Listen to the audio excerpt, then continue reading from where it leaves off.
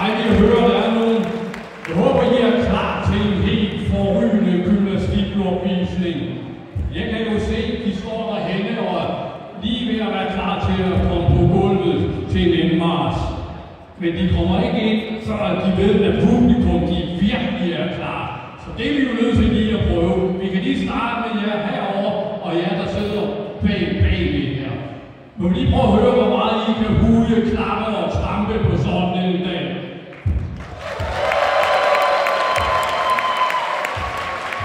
Det er jo fantastisk, at I får opfældet det publikum. Hvad siger I så herovre? Må vi lige høre en gang?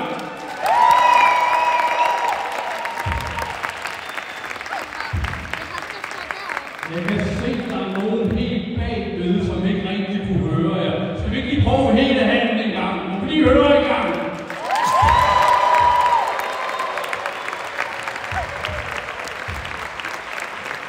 Yep. Så er de også klar helt om bagved. De kommer lige om lidt, og så ved vi, hvordan det skal være. Skal vi ikke rejse os op med det samme, og så se, om vi kan klappe det med. Tak skal I have.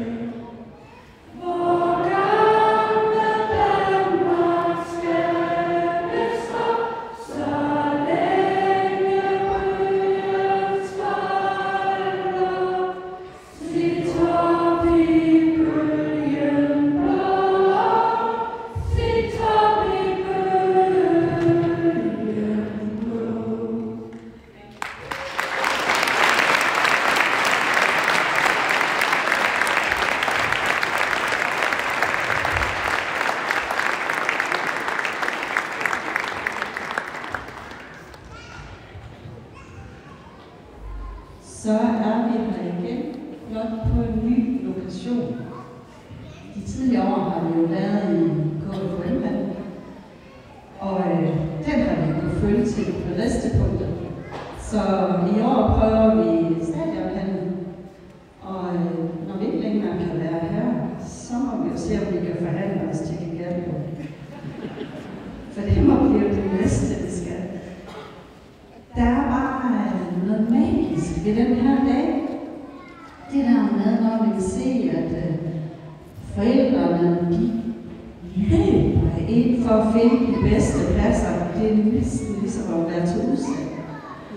Og gymnasterne har bare de største øjne med masser af glimt og leder panisk efter opvisningshallen og opramningshallen.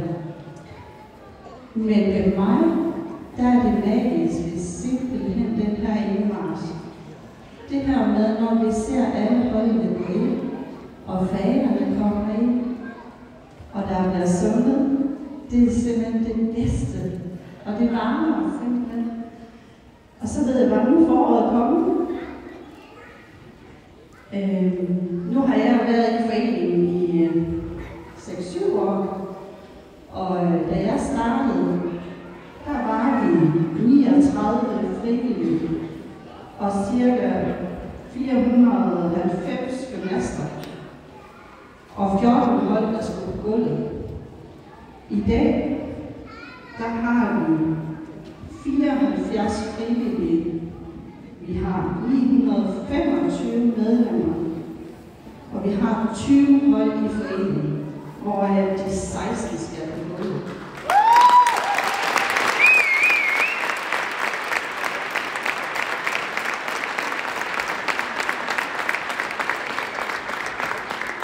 Jeg synes jo, det er helt fantastisk, for imellem den periode, der har vi jo slåsset lidt med 2 sæsoner med corona, men det har simpelthen ikke kunnet stoppe vejrøjningen. Vi bliver bare ved, og det er så fantastisk. Og der håber jeg virkelig, I vil hylde alle de her fantastiske frivillige, vi har i foreningen. For uden dem, så kan vi ikke sætte så mange gymnaster på gulvet i dag. Så husk lige at give dem et ekstra skulderklap og en ekstra anerkendelse, når I lige går forbi dem. For det fortjener I.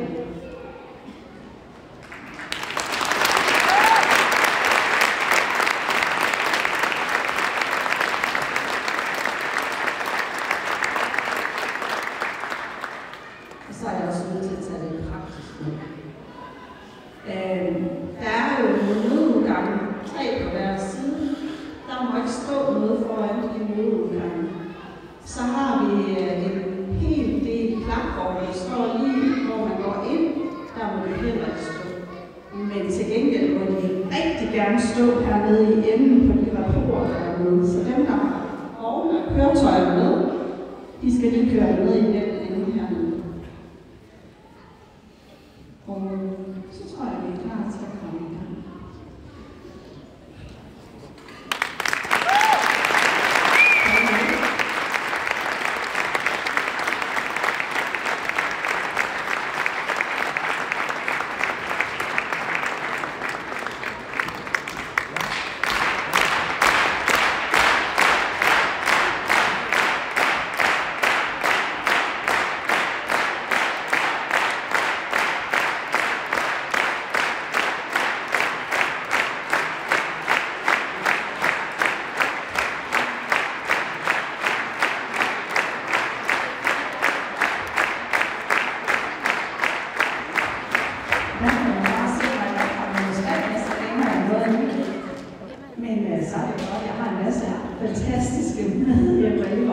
bestyrelse, der lige kan hjælpe mig med over på den måde.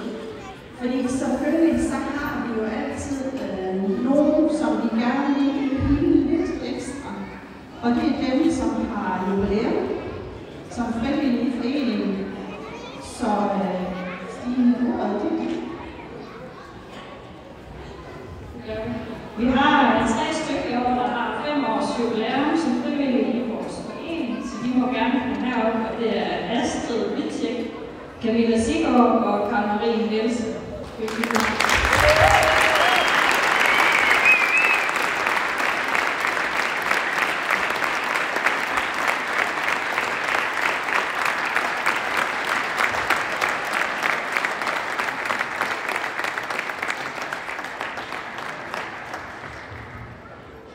Og så har vi en enkelt, der også har 10 års jubilæum, og det er Rikke.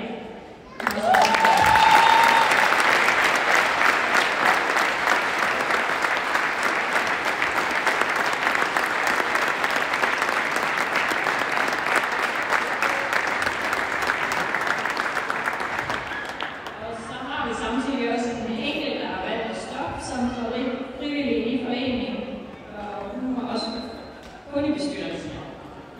Og det er Therese, som også godt kommer op og få en lille ekstra.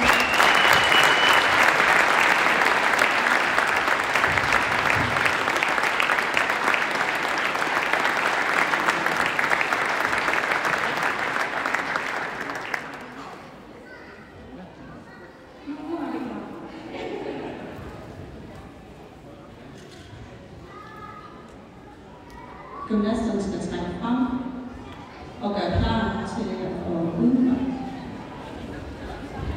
Gymnasterne må gerne trække frem, og så alle instruktører trækker ud på gulvet.